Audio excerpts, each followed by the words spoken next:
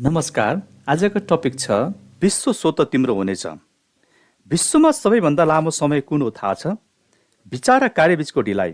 त्यो 1 सेकेन्डको हेजिटेसन नै कहिलेकाहीँ जीवनभरको पछुतो बन्दछ। तिमीले सोध्छौ अहिले होइन, पछि गर्छु, तर त्यो पछि कहिले आउँदैन। 1 सेकेन्डको ढिलाइ 5 सेकेन्ड हुन्छ, 10 सेकेन्ड हुन्छ, अनि फेरि मिनेटहरूमा हराउँछौ, तर त्यति बेलासम्म त्यो अवसर सदाको लागि हराइसकेको हुन्छ। किनभने तिमी हिचकिचायौ, यानि हेजिटेसन गर्यो। अब ढिलाइ नगर, अब उठ, सुरु गर। चलिरहेको शरीर चलिरहन्छ, तर रोकिएको शरीर रोकिरहन्छ। तिमीले धेरै विश्राम गरिसक्यो, अब समय आएको छ कार्य गर्ने। जीवनको त्यो मोडमा पुग जहाँ तिमी आफैलाई भन, अब काफी भयो, म हार मान्दिन। थाकेर होइन, जित्ने दृढ निश्चयका साथ उठ। म हारेर थाकेँ, म असफल भएर थाकेँ, अब जित्ने बानी बसाल्ने समय हो। तिमीले जे चाहेको छ त्यो हालको अवस्थाभन्दा ठुलो हुनुपर्दछ। मानिस तबसम्म परिवर्तन हुँदैन तबसम्म ऊ भित्रबाट भन्दैन, बस अब म परिवर्तन गर्छु। तिमीले जुन जीवन पाएको छ त्यो त अरूले दिएको जीवन हो, तर तिमीले चाहेको जीवन त तिमी आफूले निर्माण गर्ने हो।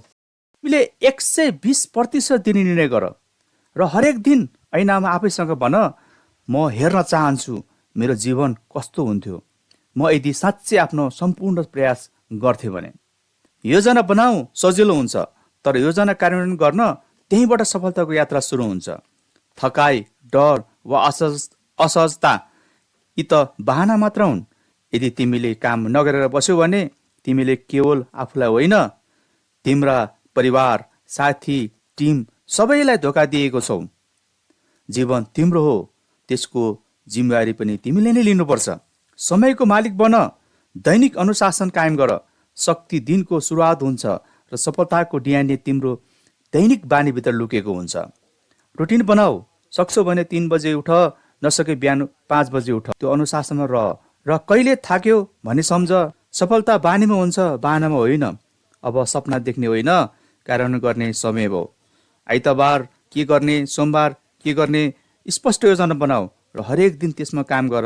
र कसैले तिमीलाई यो जीवन दिएन, तिमीले कमाएको हो।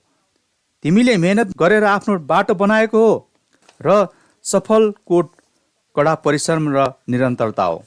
धेरैले सुरुवात गर्छन् तर बिचमा रोकिन्छन्, किनकि तिनीहरू निरन्तर हुँदैनन्। निरन्तरता नै सफलता हो। तिम्रो स्कोर हेर्दै नबस्छ, खेलिरह, परिणाम आफै आउँछ। अब स्याल होइन, सिंह बन्ने समय हो। सिंह कहिले डराएर भाग्दैन, सिंह आक्रमण गर्दछ। त्यो लाइन मोडमा जाऊ। जीवनको हरेक अवसरमा तिम्रो सम्पूर्ण शक्ति देऊ। भोलि के हुन्छ भन्ने सोचेर नबस।